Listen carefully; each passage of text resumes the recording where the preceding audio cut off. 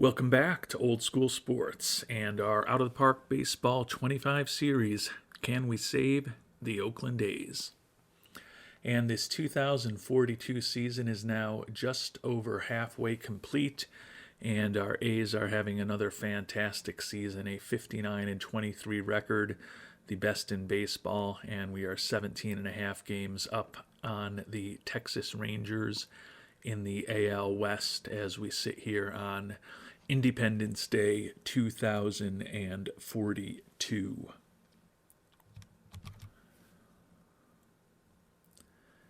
In our last episode, we talked a little bit about the contract situation for this year going forward, and we also talked towards the end of the episode about the disappointing news in our longtime ace Jesus Saldana, who's due to be averaging about $10 million a year over the next few seasons, but came back from a serious UCL injury with his stamina much reduced and really has no prospect of being a starting pitcher at this point with that kind of stamina. And Wyme943 suggested in the comments to the last episode of moving on from Saldana as quickly as possible. I agree with the sentiment in theory, but I don't think it's something that we have to do immediately, although around $10 million a year is a lot for our Oakland A's team to be spending on a good reliever.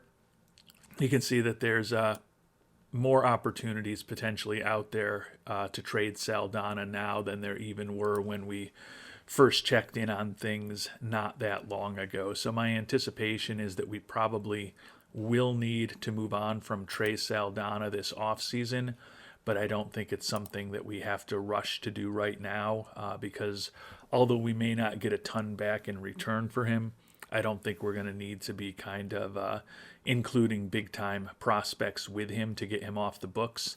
The other guy that maybe we move on from some point because of contract situation is Amare Alcindor.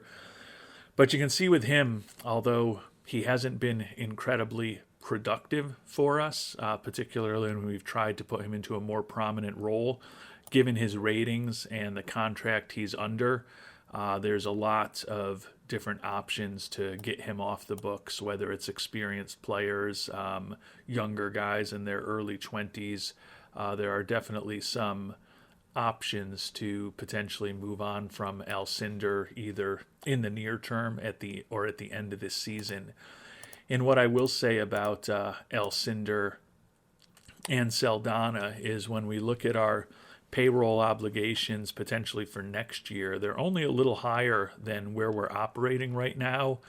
And the starting pitchers, Doug Weiss and Mike Gallick, are really the only two players that are going to be pure free agents next year that we're not going to have some type of decision to make on.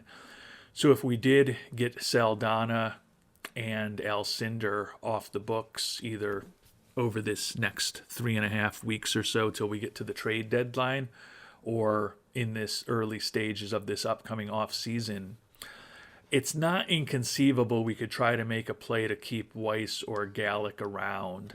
I think it's still a low probability of that happening given the money that those two important starting pitchers are looking for as potential free agents. But with the fact we're going to be moving on hopefully next year from the money that we're paying Saldana, and we could also be moving on from Alcindor, there's a potential path to consider at least to bring in Weiss or Gallick back, which would certainly bolster our rotation since right now we're expecting to lose both of them out of our rotation this coming off season. So a lot of options on the board in terms of the trade market, but I don't think we really have to rush to do anything. Before we get started in this relatively short episode, because we're really only going to be simulating a week until we get to the draft and then see what our options on there and hopefully get some feedback from the Worldwide Scouting Department on what we should do in the draft. So since this is a quick episode, we'll check in on a couple of things that we don't normally do. check in on how the staff cohesion is. And right now it's happy. I've got some really good coaches for defense and running, and no tension in the clubhouse. I can't say that there's a ton of guys who really work well together either, which is largely why we're happy rather than ecstatic.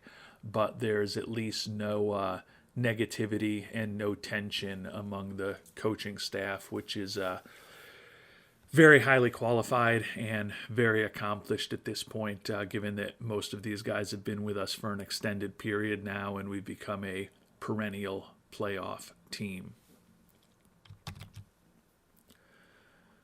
Team chemistry as far as the players right now is actually ecstatic, and that's a bit surprising since we don't have a captain right now. Dave Baumler has had that role at times, still very well viewed by his teammates, but doesn't actually have the captain personality trait at this time. It seems like he must kind of be very borderline with that, or maybe it's dependent on his performance a bit on the margins. But some days we'll look at that card and it'll show that he's a captain. Some days we look at it and he's not.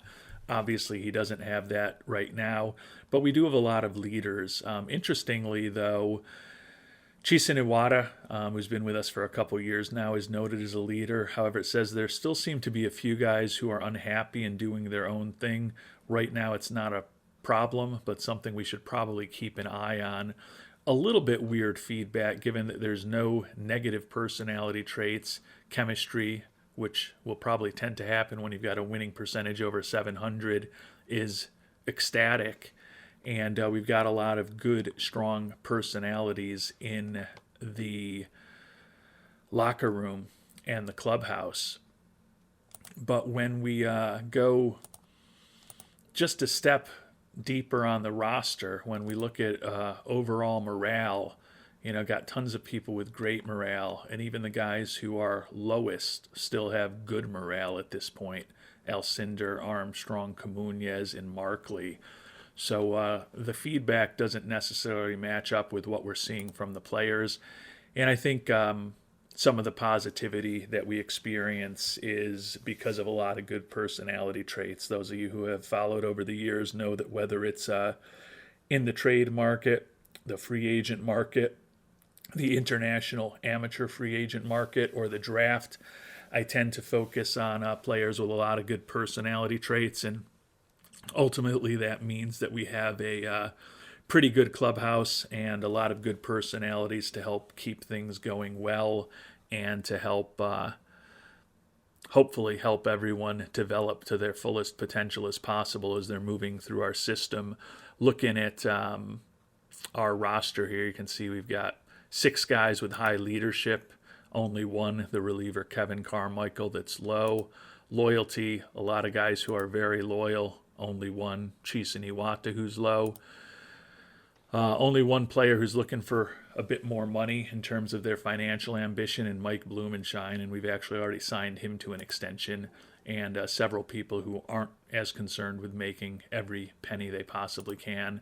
Tons of guys with high work ethic and nobody with a low work ethic, and similarly, tons of very intelligent ball players and nobody that doesn't have good intelligence. And I think that focus on personality ultimately helps our team chemistry, probably helps us on the margins on the field, but most importantly, having those players who are adaptable with high work ethics, intelligence, good leadership, can hopefully contribute over the years to a bit more development among everyone in our minor league system, which hopefully ultimately gives us more and better prospects and potential major leaguers to choose from. And thus far, it's been working out pretty well for our Oakland A's.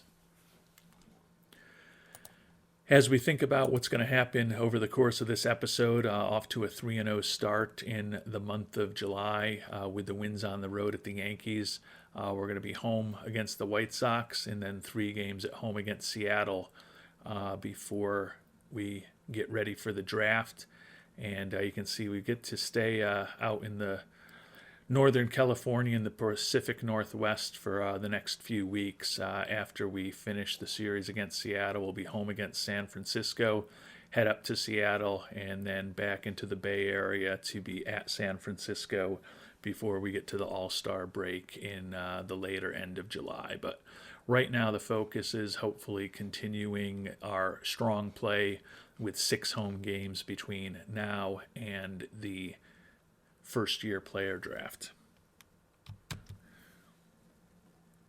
And as we head into the draft, continue to make slow but steady progress in fan interest, given that we're selling out every day and we're winning consistently with a lower ticket price than we had a year ago. We ended up winning 5 out of 6 on the homestand, so that puts our record for the month of July at 8-1. We talked about this in the last episode. I certainly don't expect this trend to continue. But every month we're playing better than the month before. A 583 winning percentage in April, 741 in May, 786 in June, and now 889 in July. Certainly don't anticipate that we can keep that going forward, but definitely good to see this team continuing to perform very well as we get ready for the draft tomorrow. We're up by more than 20 games in the American League West, so the season is going incredibly well here in Oakland.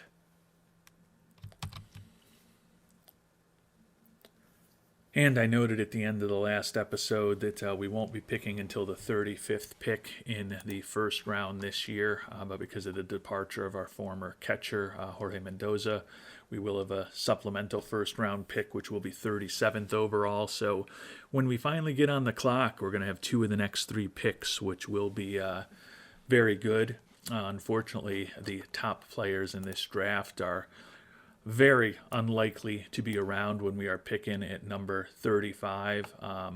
Couple of the guys that I thought were the most interesting, and it's a very limited pool, unfortunately, for high-quality pitchers this year.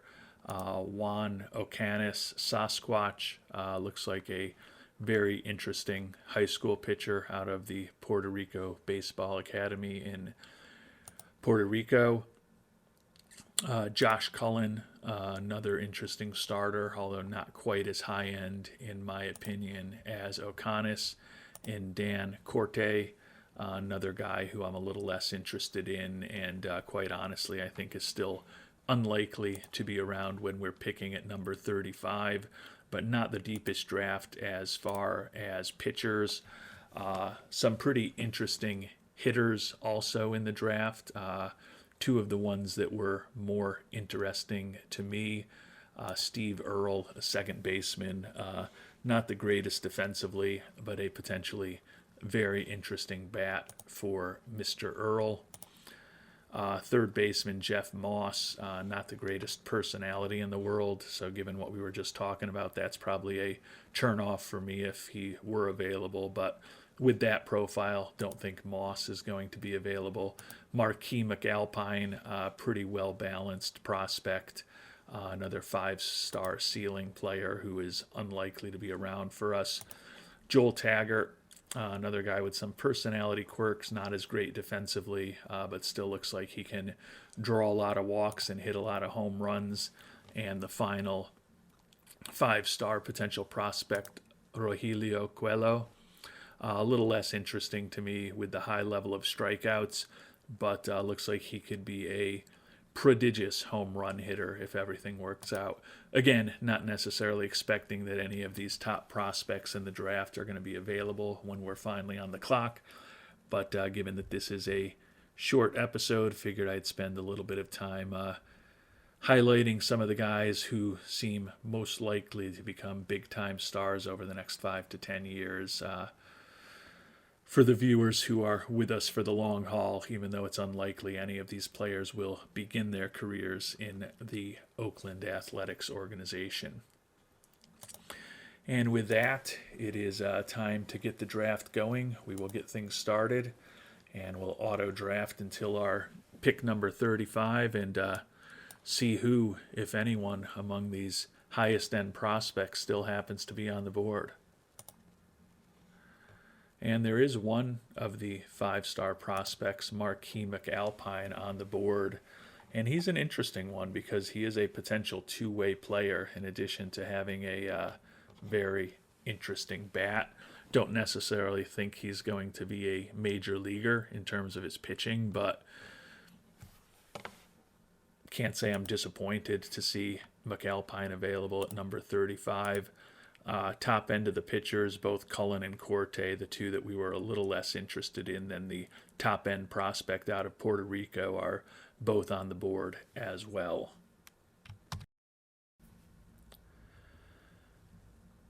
And as I mentioned earlier, not the deepest pitching class, but there's kind of 6 pitchers that I have towards the top of my list that I'll talk about and share with the worldwide scouting department. We mentioned a little earlier the 2 higher end prospects. Josh Cullen looks like he could be a decent pitcher. I just wish that the potential 3rd, 4th, and 5th pitches of his were better than we think they're going to be. But if he's able to really develop that change up and splitter and then mix in some additional average pitches with that, the youngster who's committed to the University of Michigan could end up being a pretty useful major league pitcher. Dan Corte, another 17-year-old, really good control, but only a potential 3-pitch arsenal and a couple of negative personality traits. Not in love with either of these guys, but I think I would go with Cullen, even though he's small at 5'10" and 155 pounds, ahead of Corte. Neither looking for all that much money as a potential first-round choice either. Josh Eggleston, 17-year-old. The issue with him is going to be keeping the ball in the ballpark, but we think his stuff in his control could both be well above average, potential for a 5-pitch arsenal, solid stamina, really good at holding on runners. The 6'6" lefty, Hamano Banchu, is committed to App State University. Probably like Eggleston a bit more than Corte. So Cullen and Eggleston are interesting to me. I don't think I'd take either of them at 35.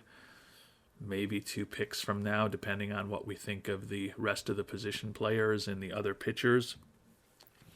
And speaking of the other pitchers, the 3 that are most interesting to me, one of them is impossible to sign, so our hunch is that we may see Tengiz Ismailov on the market for quite some time. Looks like he's a average-ish major league starter if he reaches his full potential. We do like the high work ethic, solid stamina, good at holding on runners, and a potential 5-pitch arsenal if everything developed. But given that he's looking for crazy money, probably not right at the top of our list. Jamie Lane, another starting pitching prospect. The lefty is durable, committed to Notre Dame. Solid stamina, outstanding at holding on runners, ground ball pitcher who only throws in the low 90s right now, but a potential 4-pitch arsenal. Unfortunately, none of the pitches are going to be exceptional. I think ultimately he could have above average stuff, average movement, average control. And then the last of the pitching prospects that we have a bit higher than the others is the starting pitcher, Edgar Rivas. Like the high adaptability and work ethic, solid stamina, solid at holding on runners. Only a 3-pitch arsenal, but if those 3 pitches fully develop, his stuff could be well above average to go with average-ish movement and slightly below average control. So don't know that there's anyone in this pool to be incredibly excited about, but to me, Cullen and Eggleston are, at first glance, the 2 most interesting to me, but hopefully won't be someone that we need to take at number 35 overall in either of those cases.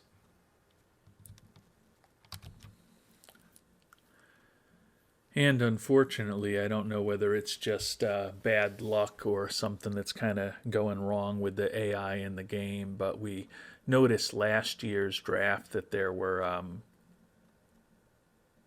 definitely not a lot of high-level potential pitchers available. And it seems like the situation may be even more acute this year when we look at where some of those pitchers are set to go in this mock draft. there's just no pitchers being taken essentially, which is not good. You can see when we start getting out of the first round, and there haven't been a lot of pitchers taken in the first round either, although O'Connor did go 19th, the starting pitcher that we thought was the most interesting to the Blue Jays. But none of the supplemental picks on pitchers, and then even when we start looking at this second round, one starting pitcher, Nate Sands, a second one, Skaggs, third one, Giuliano, fourth one, Pickett. But only 4 pitchers projected to go in the second round out of 31 draft picks. When we get into the third round, Domingo Argueta is a pitcher.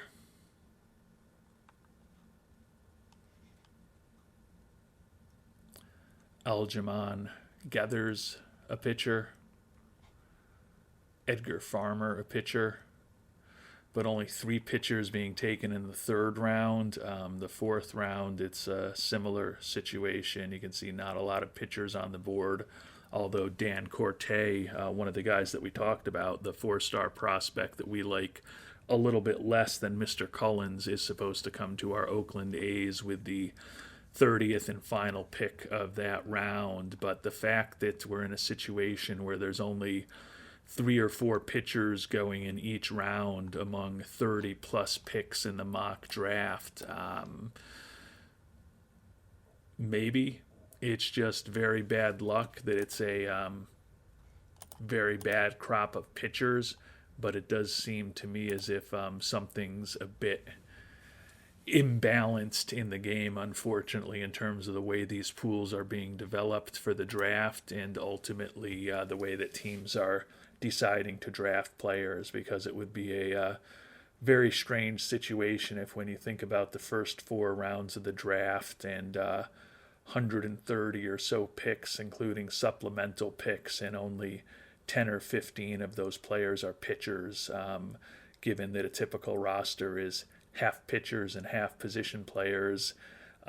Seems like there's something up, unfortunately, in the way the game is working in terms of not generating enough good pitching prospects, but even more importantly, teams not just replenishing their farm systems with enough pitchers to kind of continue to maintain a proper balance in these rosters going forward. Maybe I'm overreacting. Hopefully it's just one of those quirks of the game, but for a second straight draft, it just seems like there's very little pitching talent, and teams aren't really interested in picking the pitching talent that's out there, at least according to the mock draft. And of course, I will note that mock drafts can certainly be wrong, and we'll hope that that's the case here, and it's a little bit more balanced in terms of who the organizations are bringing in. Mentioned already, Marquis McAlpine is the highest ceiling prospect, at least according to our scout, that's still out there. A potentially very interesting right-handed hitter, respectable defensive outfielder, not a lot of speed, and a pretty brutal bunter, to be honest, but also a guy who could pitch and does have high adaptability and work ethic. McAlpine, certainly an interesting prospect who's also not looking for a ton of money.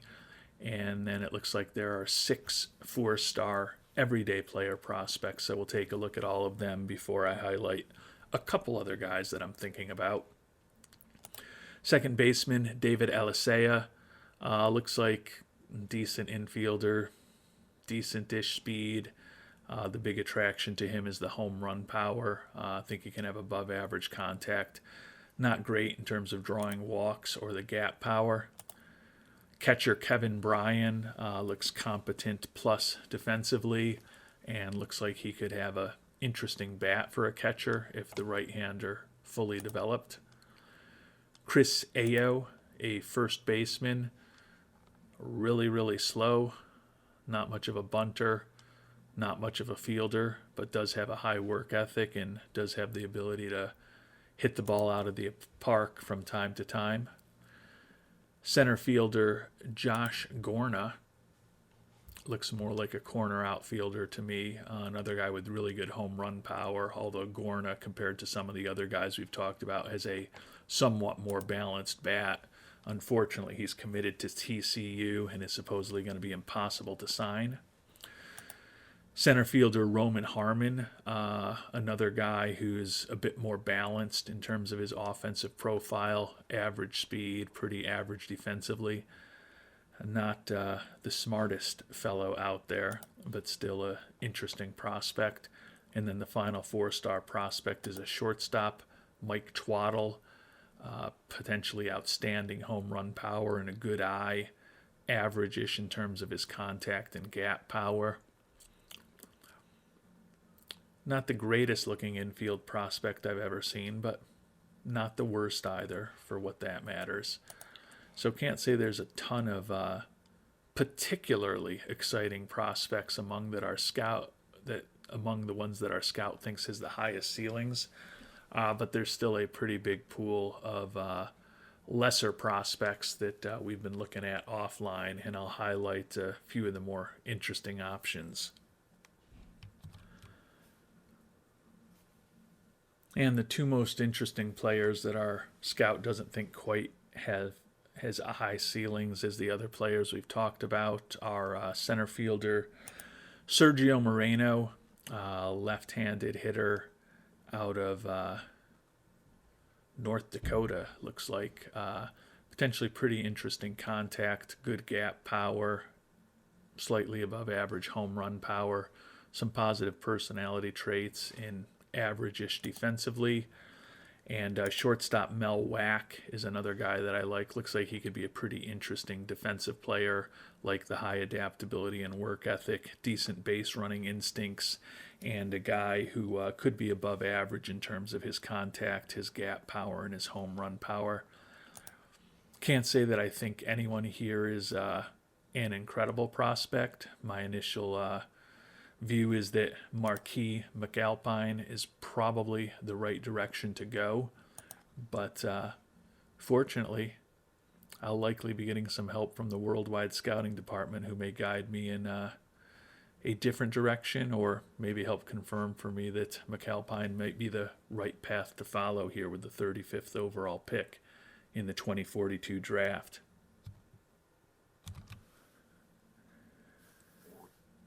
And as we think about potential value among the position players, it's weird, but I cannot find Marquis McAlpine anywhere in the mock draft, and it's not because the OSA doesn't like him. The OSA also sees him as a 5-star potential two-way player, but just one of those weird, quirky things. But I don't see McAlpine going in the first 5 rounds of this mock draft. Which just tells me that this mock draft probably isn't something I should rely on when I am thinking about our decision making.